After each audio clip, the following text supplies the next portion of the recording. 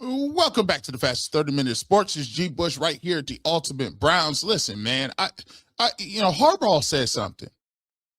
Harbaugh said something that John Harbaugh said something that I really thought was important when it comes to the offensive line play. And I think sometimes when we continue to talk about offensive line play, there is a void in terms of how people understand it, how people entertain it, how people watch it, and how people digest what's going on up front. I think what we've done is we've boiled down the game to skill positions because the skill positions are the easiest to watch. I think most people never played offensive line in their life. I think most people don't watch offensive line. And to be honest with you, offensive line is not what sells tickets. It's not what people talk about. Offensive line is the group of people that is not on anybody's fantasy board. Even defensive players at least make some of the fantasy leagues. But offensive line is something that's a forgotten thing. And the only time you remember that an offensive lineman is bad is when they get a penalty or somebody gets a sack. But Harbaugh says something I thought was very interesting in this short little clip that I want to play. And it perfectly encompasses and articulates why most people never really consider offensive line play and why it is, to me, the most important position on the field. Position group depends on no other position group to be good. But every other position group depends on them to be good.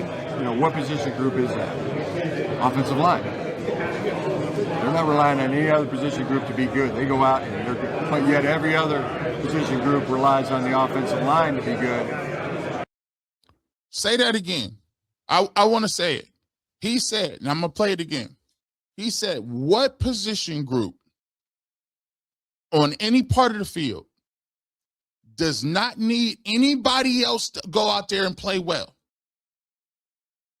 except for themselves, right? But every other position counts on them to do their job in order for them to play well.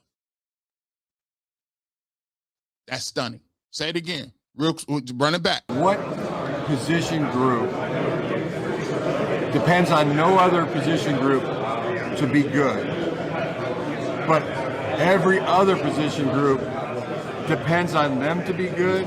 You know, what position group is that? Offensive line. They're not relying on any other position group to be good. They go out and they're good. But yet every other position group relies on the offensive line to be good.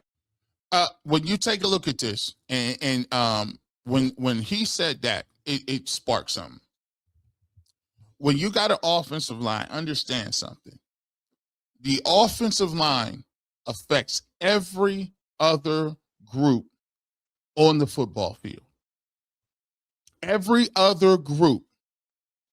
I'd even argue, it even helps out the defense.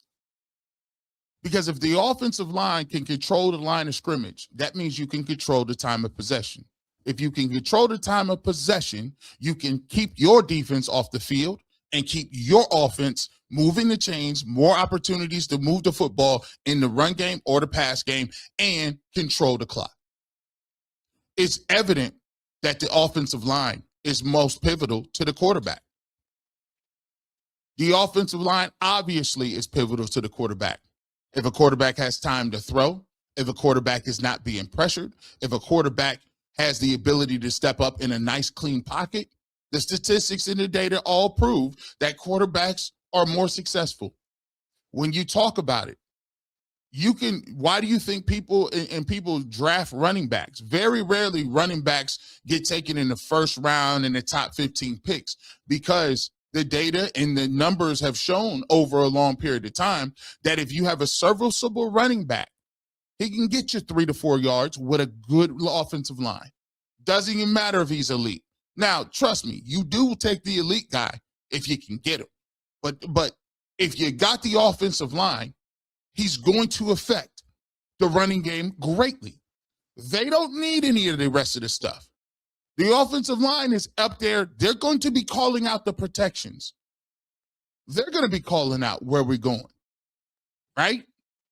They're going to be moving guys. An offensive guard, if he can win his individual matchup, he won his matchup. That is what it is. The tackle won his matchup. It is what it is. They are not dependent on the receiver. They're not dependent on the quarterback. It's the vice versa. People talk about, oh, well, a good quarterback makes everyone look better. That's not necessarily truthful. That's on the layman's eye. But a great offensive line will put you 9 times out of 10 right where you need to be. Take a look at the journeyman quarterbacks that be running around going to the Super Bowl. The Jimmy Garoppolo's, the Jared Goffs was in the Super Bowl. Come on now. The Brock Purdy was in the Super Bowl. You know why Brock Purdy is super successful? Because he got everything. He got everything you want to see. He got everything. Jalen Hurts. You know why Jalen Hurts is nice? Because he got everything. The year they went to the Super Bowl, 2 good receivers, the best running back in the league, elite offensive line, dominant defense. What are we talking about? What have we been watching for all these years? And I get that people boil it down to the quarterback, but tell me,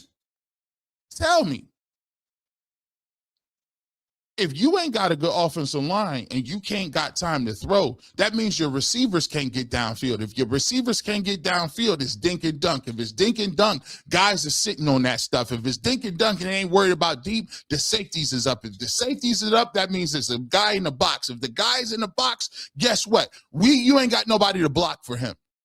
So now the running game look what? And guess what? You take it, think about this. Think about this. There are one-trick ponies for everything. There are receivers that can do 1 or 2 good things well. None of them really block, so take that off the list. You got receivers that's a good route runner that run underneath routes. You got a possession guy. He ain't going to move you deep. He's not going to do nothing, but he's good on the intermediate routes, and he's a big body receiver. Then you got receivers that go deep. He ain't doing nothing underneath. He's a go guy. Think about how many receivers they got positions for those guys. Each it's a slot receiver. There's a number 1 receiver. There's a number 2 receiver. There's a possession receiver. Think about quarterbacks. Some quarterbacks mobile quarterbacks. They can move the pocket with their legs. Some people are statues back there. Some people are great with play action. Everybody has certain skill set. It's very rare that you get somebody who has all of those things. You get running backs that are third down backs. You got power goal line backs, specialty backs. You got backs that are bell cows that can do a little bit of everything. You got guys that can split out and is more like receivers, right? Tight ends who block. Tight ends who run vertical, tight ends who can catch the ball and do a lot of things like receivers. Notice, those are all specialties. But if you're in an offensive line and you want to be a great offensive lineman, you have to know how to run block and pass block. You not only need to know all of those things, you need to have good power, but you also have to have good agility to be able to backpedal and backstep and do certain things. You got to be able to reach block. There's certain techniques. There's a difference between you getting a double team on a zone play or a gap block or you trying to reach somebody. You have to learn how to do all of those. You have to have enough speed and agility that you need to be able to climb to a middle linebacker that's moving from sideline to sideline like Roquan Smith or Carson Schlesinger, but you also have to have the power to root guys off the line of scrimmage. 3 techniques that's getting upfield, and you need to block Mox. It's the only position where you got to be everything, and you got to be smart. The offensive line is the smartest guys up front. The center usually is one of your smartest players. Look at Alex Mack. So my thought process is, guys, you're talking about not only they have to be great individually, but they also have to be great cohesively. They have to understand the gel and move off one another like ballet steps, play off one another. Think about the way the secondary has to communicate when they're passing things off in zones. Guess what? If you ain't good in zone, you could just run Jim Schwartz and just be man-to-man teams. Denzel, go out there and lock him down. You saw what he did against the Pittsburgh Steelers. Why are you throwing over here? Corners don't even need to be in the huddle because they can be that good. A linebacker with great instincts can run around blocks. He ain't got to run through somebody. He just know where to play at. A defensive end like Myles Garrett don't need to be in a huddle. He's just better than you. He's wide. He about to get upfield, and you can't block him. But for an offensive lineman, you have to be great individually, great assignment-wise, great technique, but also learn to work in concert.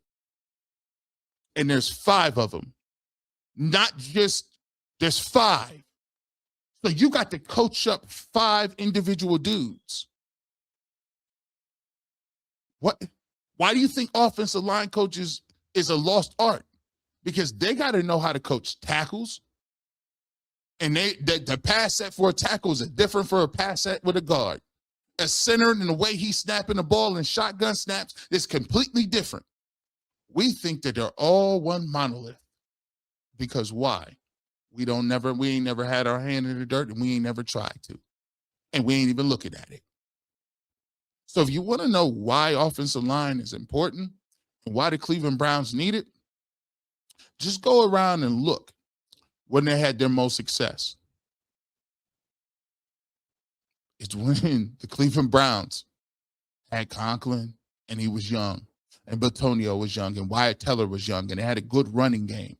And they had people talk about Kevin Stefanski. Let's talk about what they had instead of talking about the quarterback. Baker Mayfield was the quarterback, but you had Nick Chubb.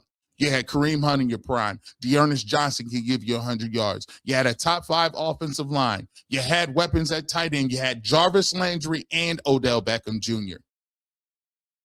And we acting like Fernando Mendoza is going to come in here and be that dude. And Dante Moore's going to be Himothy. I guess, man. Draft you some offensive line and get your mind together. That's what I would do.